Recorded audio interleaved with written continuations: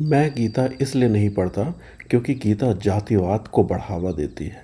ये बात अमेरिका में बसे हुए एक बहुत इंटेलिजेंट और बहुत सक्सेसफुल भारतीय ने एक बार मुझसे बोला।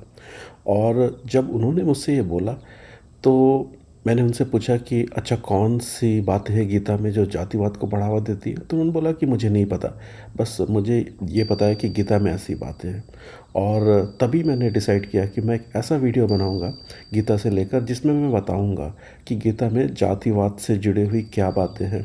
क्योंकि मैंने महसूस किया कि हम लोग अपने ही महान ग्रंथों के बारे में, अपने देश के महान विचारकों के विचारों के बारे में नहीं जानते, क्योंकि हमारी पढ़ाई लिखाई स्कूलिंग समाज कुछ इस तरह से बना है कि वो इन सब बातों को इग्नोर करता है।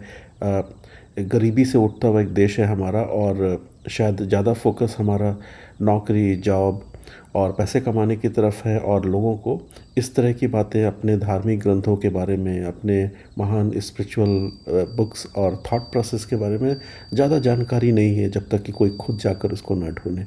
तो आज का वीडियो इस बारे में है कि गीता में भगवान श्री कृष्ण जातिवाद के बारे में क्या कहते हैं।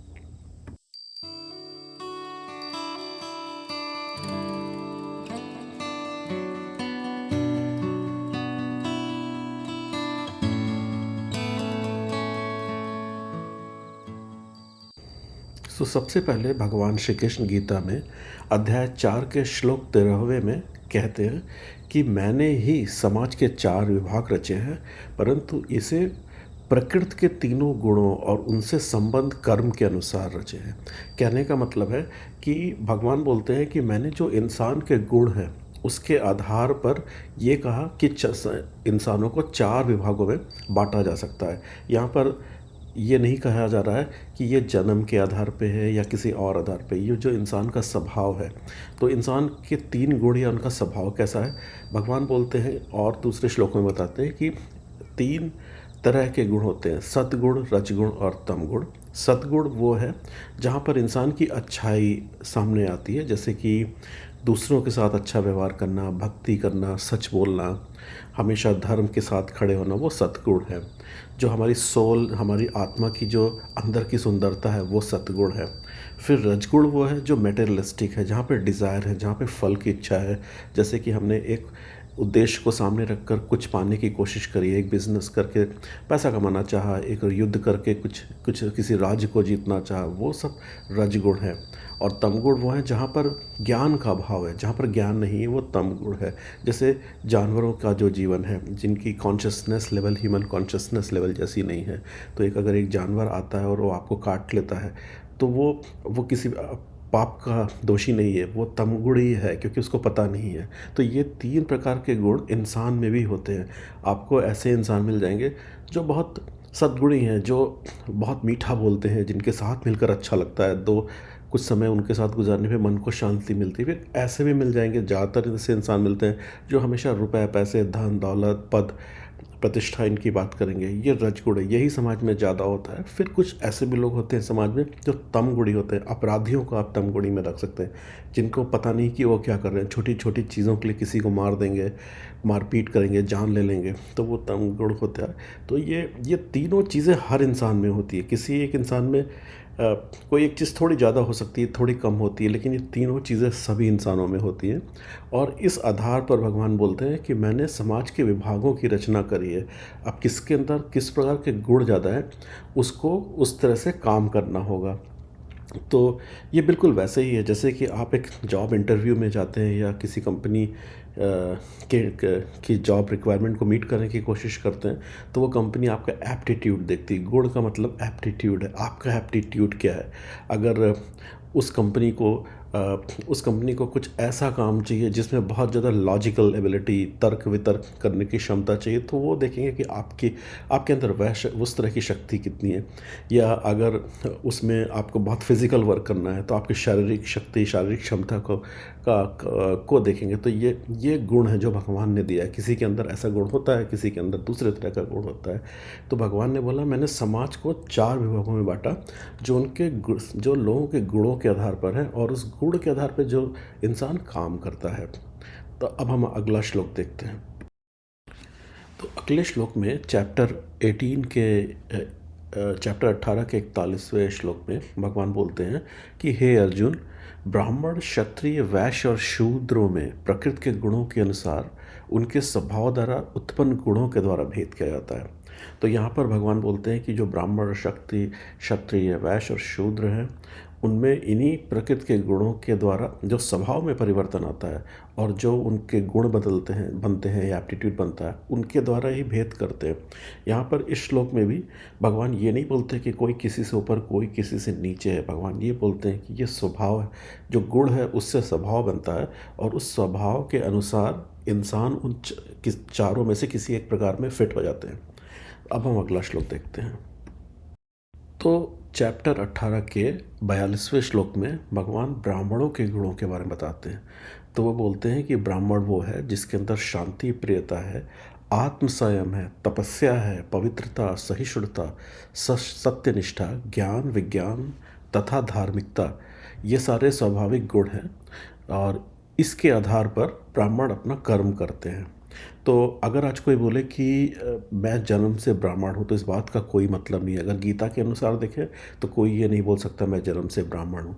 गीता के अनुसार ब्राह्मण वो है जो शांति, प्रियता, आत्मसंयम, तपस्या, पवित्रता, सहिष्णुता, सत्यनिष्ठा, ज्ञान, विज्ञान तथा धार्मिकता वाले गुणों के साथ अपना कर्म करते हैं। तो यदि कोई इस प्रकार का कर्म करता है तो वो ब्राह्मण है। इस प्रकार के कर्म करने वाले कौन है? क्या कोई है हमारे समाज में? शायद समाज में कोई नहीं मिलेगा, लेकिन हमारे ऋषि मुनि, हिमालय पर रहने वाले तपस्वी, वो शायद मिल जाएंगे, लेकिन आमतौर पे कोई नहीं मिलेगा। तो आज के समाज में जो जो जिस घने और घोर कलयुग में हम जी रहे हैं, शायद ही हमें कोई ब्राह्मण स्वभाव का इंसान मिले, क्योंकि आज का समय बहुत कठिन है।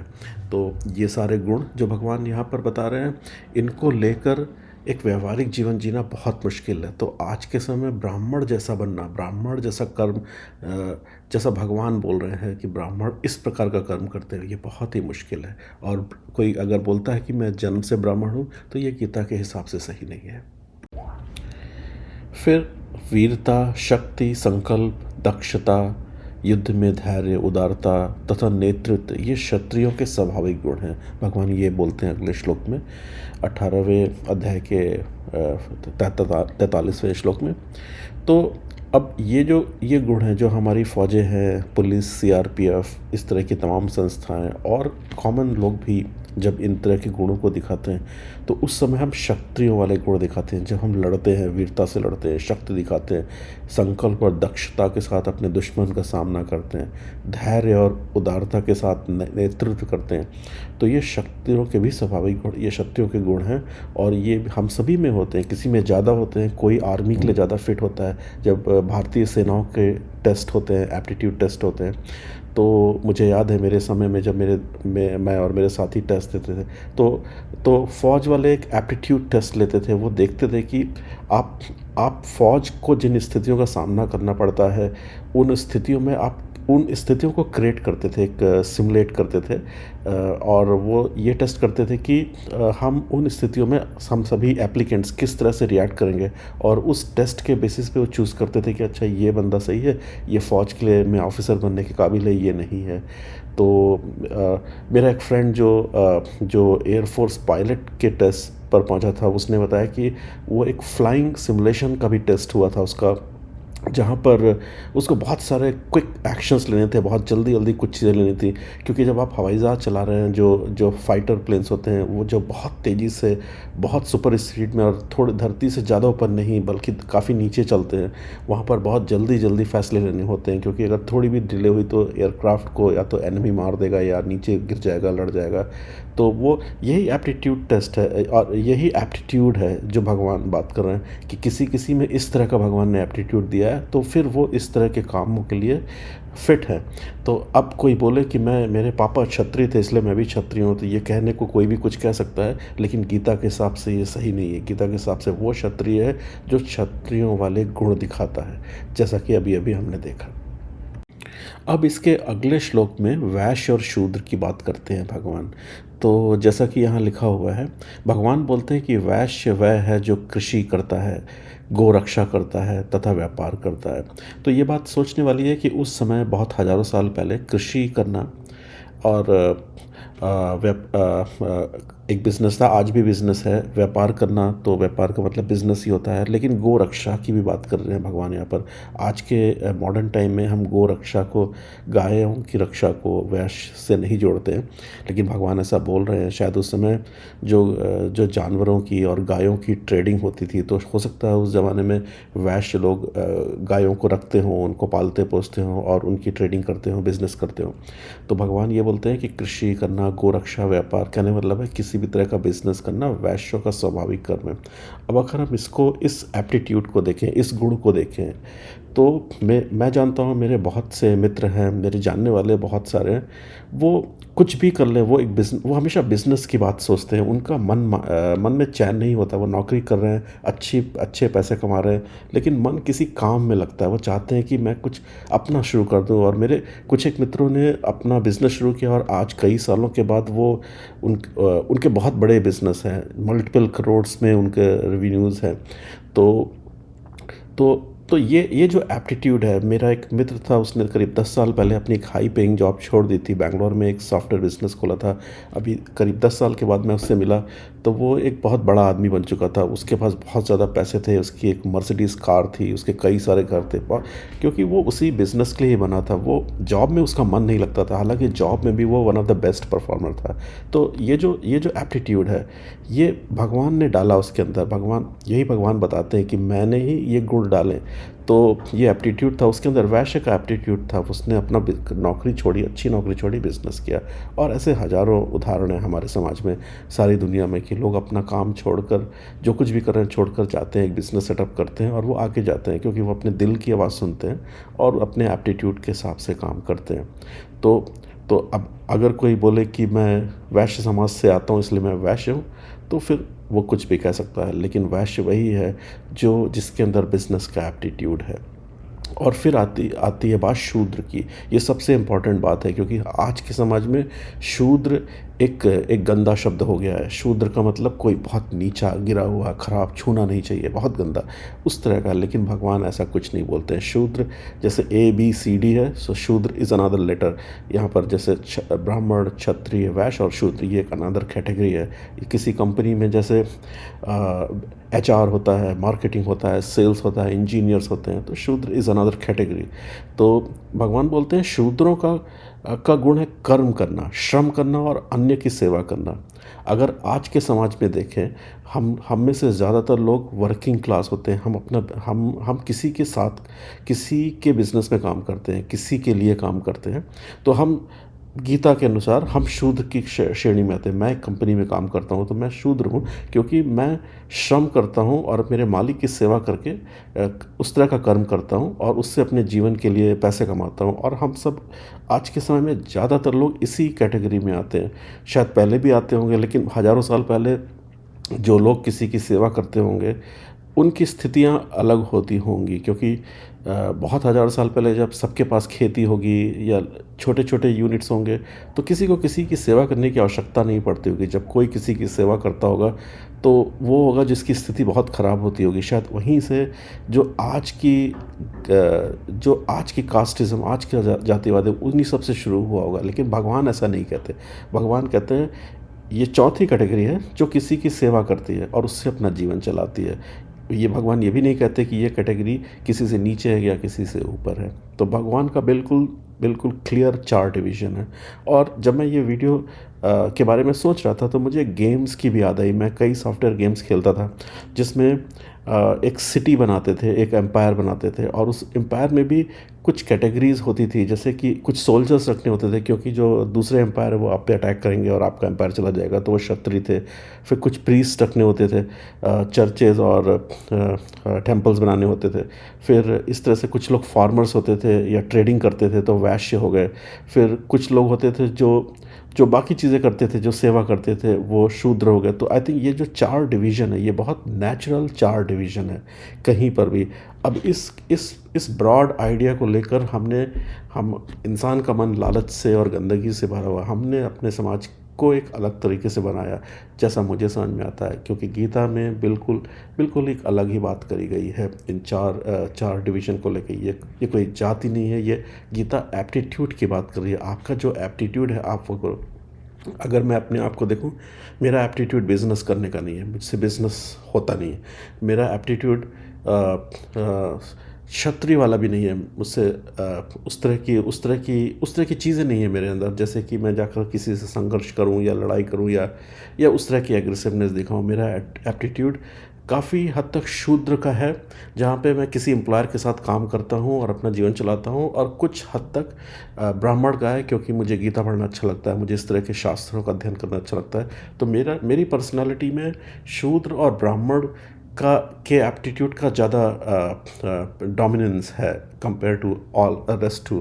तो तो ये मेरे बारे में मैंने उदाहरण देने की कोशिश करी, जिससे कि लोग इस बात से कनेक्ट कर पाएँ। तो ये जो चारों गुण हैं, ये जो चारों प्रकार हैं, ये सभी के अंदर होते हैं। किसी के अंदर कोई चीज़ ज़्यादा होती है, किसी के अंदर कोई चीज़ ज़्यादा होती है, कॉम्बिनेशन होता है। क्योंकि रज सत और तम गुणों का कॉम्बिनेशन होता है हमारे अंदर।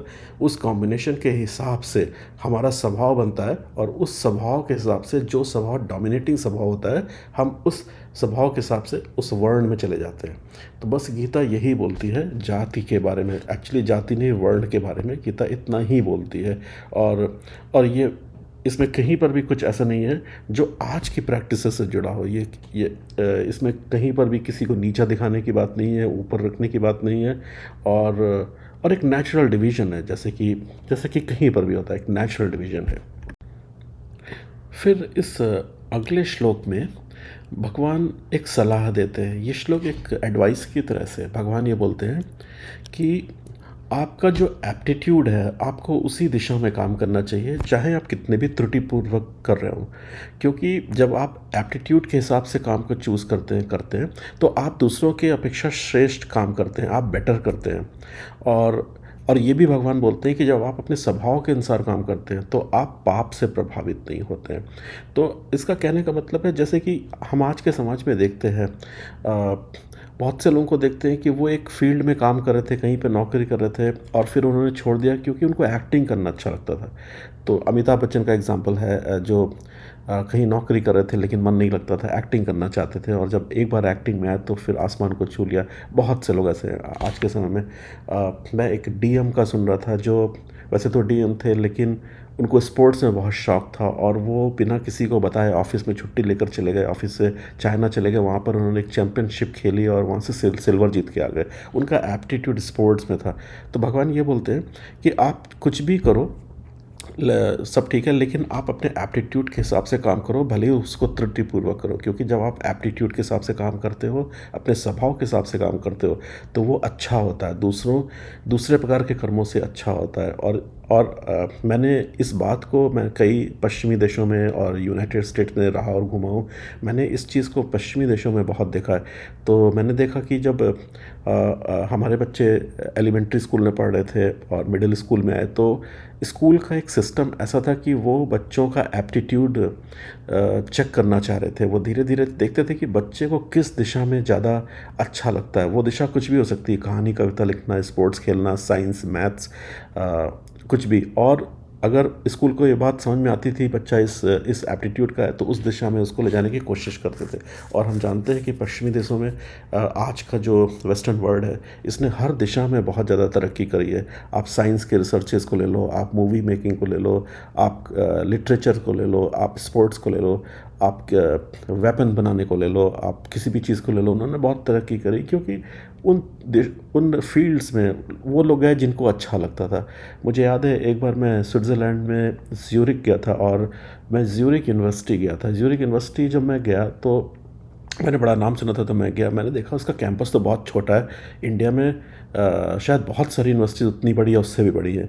लेकिन फिर जब मैं अंदर गया और वहाँ पे एक बोर्ड लगा था जिसमें लिखा था कितने लोगों को नोबेल अवार्ड मिला है, तो वो बहुत लंबी लिस्ट थी। तो ज़्यूरिख यूनिवर्सिटी से बहुत लोगों को नोबेल अवार्ड मिला था, क्योंकि मुझे पता चला कि स्विट्ज़रलैंड में काफ़ी लोग कॉलेज भी नहीं गए थे। तो अगर कोई यूनिवर्सिटी चाह रहा था कोई लड़का या लड़की यूनिवर्सिटी जाता था तो वो थे जिनको रियली इंटरेस्ट था किसी सब्जेक्ट में, जो पढ़ना चाहते थे, क्योंकि सामाजिक तौर पे उन्हें पढ़ाई की आवश्यकता नहीं थी। गवर्नमेंट देखभाल करती है, वो आपको काफ़ी पैसा देती है, जॉब भी रहती है, तो आपको कॉलेज जाने की ज़रूरत नहीं है। लेकिन अगर आप जाना चाह रहे हो तो मतलब आपको कुछ खास इंटरेस्ट है, तो आप अपने एप्टीट्यूड के हिसाब से आगे बढ़ रहे हो और अपने एप्टीट्यूड के हिसाब से कुछ कर रहे हो। तो फिर ऐसे लोग फिर जब करते हैं, पढ़ाई करते हैं तो या रिसर्च करते हैं, तो फिर उनको कोई मात नहीं दे सकता। तो यही एडवाइस भगवान यहाँ पे दे रहे हैं कि हाँ, आपको जो आप अपने आप को देखो और आपको लगे कि मैं ये काम अच्छा करता हूँ, तो आप उसको करो। आप नौकरी कर रहे हो लेकिन मन में बिज़नेस करने की इच्छा हो रही है, कोशिश करो, जाओ बिज़नेस करो। आप बिज़नेस कर रहे हो लेकिन लगता है कि नहीं, मुझे तो मेरा मन अध्यात्म में ज़्यादा लगता है, तो जाओ उन लिटरेचर्स को पढ़ो। यही यही भगवान बोल रहे हैं कि जो जो आपके दिल में इच्छा है, जो बार बार इच्छा आती है, वही आपका एप्टीट्यूड है और आप उसको करो। फिर इस श्लोक में भगवान बताते हैं कि इंसान को उसके स्वभाव से, उसके गुण से पैदा हुए स्वभाव बाध्य कर देते हैं वो करने के लिए जो जिस प्रकार के गुण हैं उसके। तो अगर कोई तम गुणी है, किसी के अंदर तम गुण है, कहने का मतलब ज्ञान का अभाव है, एक एक तरह का जानवर वाली प्रवृत्ति है, अपराध करने की प्रवृत्ति है, तो वो फिर वो कैसे भी परिवार में पैदा हुआ हो, बहुत अच्छे परिवार में पैदा हुआ हो, अच्छी शिक्षा लिया हो, फिर भी वो जाकर कुछ ऐसा ही करेगा इंसान जो गलत होगा। जाकर ड्रग्स करेगा या कहीं पे मारपीट करेगा, क्राइम करेगा, हत्या करेगा, क्योंकि वो तम गुणी है। वो गुण उसके अंदर आएंगे, छोटी छोटी बातें उसको ट्रिगर कर देंगी और जाकर वो बंदा गलत काम करेगा। तो वो तम गुण है। इसी तरह से रजगुण है। आप लाख बताते रहिए किसी को कि तुम्हें अच्छा काम करना है, फल के उद्देश्य को सामने रख के काम नहीं करना है, लेकिन अगर इंसान के अंदर रजगुण है तो उसका लालच, उसका मोह उसको बाध्य कर देगा उस तरह का काम करने के लिए। कुछ लोगों में बहुत ज़्यादा लालच होता है, वो अपनी चीज़ किसी को भी नहीं देते, दूसरे की भी ले लेना चाहते हैं। उनको कितना भी समझाओ, थोड़ा सा जाकर दान कर दो, पुण्य कर दो, वो नहीं करते हैं। तो वो उनके अंदर के जो गुण हैं वो उसको पुश करते हैं और वो बाध्य कर देते हैं वैसा ही करने के लिए जैसा इंसान होता है। तो यही है। और भगवान यही बताते हैं कि एक तरफ तो भगवान कहते हैं कि तुमको मैंने जैसा स्वभाव दिया है तुम उस हिसाब से करो, वही तुम्हारी नियति है, और अगर तुम नहीं करोगे तो भी तुम्हें गुण बाध्य कर देंगे, और जब गुण बाध्य कर देंगे तो आप उसी चीज़ को फिर गलत तरीके से करोगे। मैं एक टीवी शो देख रहा था जिसमें आज के बहुत ज़्यादा पॉपुलर कलाकार कार्तिक आर्यन आए हुए थे अपनी मम्मी के साथ। और कार्तिक आर्यन की मम्मी डॉक्टर, पापा डॉक्टर, तो पढ़े लिखों का परिवार है। तो उनकी मम्मी बता रही थी कि ये चाहती थी कि ये भी डॉक्टर बने, और पर कार्तिक आर्यन का मन पढ़ाई लिखाई में लगता नहीं था। पर ये बहुत कोशिश करती थी, बोलती थी कि बोल रही थी कि मैं इसको पढ़ाती, इसके पीछे बहुत पढ़ती कि ये पढ़ाई करे, कोचिंग करे, सब कुछ करे, पर इसने कभी भी उनका सहयोग नहीं किया। और फिर किसी तरह से इसको इंजीनियरिंग कॉलेज में एडमिशन दिला दिया गया, वहाँ पर भी पास हुए 5-6 साल में। तो उन्होंने जितने भी जतन किए वो सारे जतन फेल हो गए, क्योंकि कार्तिक आर्यन के जो गुण थे वो अध्ययन के तरफ नहीं थे, इनके गुण कहीं और थे। और कार्तिक आर्यन मुंबई पहुंच गए और उन्होंने अपने आप से कहीं पर ऑडिशन दिया और उनको मौका मिल गया, और उनकी पहली मूवी आई, वो सुपर हिट हो गई। तो क्योंकि जब कार्तिक आर्यन अपने गुणों के हिसाब से बाध्य हो रहे थे एक्टिंग की दुनिया में जाने के लिए, और चूँकि उन्होंने अपने गुणों के हिसाब से सारी परिस्थितियों से लड़ते हुए भी, जो उनके मन की इच्छा थी, जो उनके गुण जिस तरफ उनको ले जा रहे थे, उन परिस्थितियों से लड़ते हुए भी उन्होंने अपने अपने एप्टीट्यूड को फॉलो किया और उनको बहुत बड़ी सफलता मिली। तो ये बताता है, ये भी एक उदाहरण है कि अगर आपके अंदर इस तरह के कुछ अच्छी कोई एक चीज़ है, जो गुण है, जो एक्चुअली गुण है, जो तम गुण नहीं है, पर एक अच्छी क्वालिटी है, उसको फॉलो कीजिए, उसको आगे ले जाइए। वही भगवान आपको चाहते हैं कि आप करें। तो यही था आज का वीडियो। इस वीडियो का उद्देश्य ये था कि हम देखें गीता में आज जो जातिवाद फैला है उसके बारे में क्या कहा गया। तो हमने देखा कि गीता में मनुष्य के स्वभाव के आधार पर कर्म के विभाजन की बात करी गई, जो बिल्कुल नेचुरल विभाजन है। मैंने उस बात को समझाने के लिए कई उदाहरण दिए, अमिताभ बच्चन का उदाहरण दिया, कार्तिक आर्यन का उदाहरण दिया, और एयरफोर्स और आर्मी में सिलेक्शन प्रोसेस का, कंपनीज़ में सिलेक्शन प्रोसेस का एग्जाम्पल दिया। तो वो बिल्कुल नेचुरल था। गीता में ये नहीं कहा गया कि एक विभाजित भाग दूसरे विभाजित भाग से ऊपर या नीचा है, वो सिर्फ स्वभाव के आधार पर है। और आज का जो जातिवाद हमारे देश में फैला है, ये बिल्कुल अलग है। ये वो नहीं है जो शायद भगवान ने, श्री कृष्ण ने गीता में बताया। तो बस अगर इस वीडियो के बारे में आपकी जो भी राय हो, जो भी ओपिनियन हो, वो मुझे कमेंट में लिख के बताएं, क्योंकि इस मुद्दे पर और बहुत सारी बातें कही जा सकती हैं। तो अगर किसी को अधिक जानकारी है उसको भी लिख कर बताएं। हमारा उद्देश्य यही होना चाहिए कि जो हम सही बातों को जानते हैं, प्रामाणिक बातों को जानते हैं, उनको सामने लाएं, जिससे कि हमारा समाज, हमारा भारतवर्ष बदले। हम कहाँ पर थे बहुत साल, हज़ारों साल पहले, हम वापस उसी ऊंचाई पर जाएं और सभी के जीवन में सुख और शांति आए। तो बस उद्देश्य यही होना चाहिए। आज की वीडियो में बस इतना ही। अपना ध्यान रखें, अपने परिवार वालों का ध्यान रखें, और किसी को भी जात पाति के आधार पर भेदभाव ना करें। ये बिल्कुल ठीक नहीं है, ये धर्म संगत नहीं है, ये भगवान की इच्छा भी नहीं थी। बस इतना कहूँगा। नमस्कार।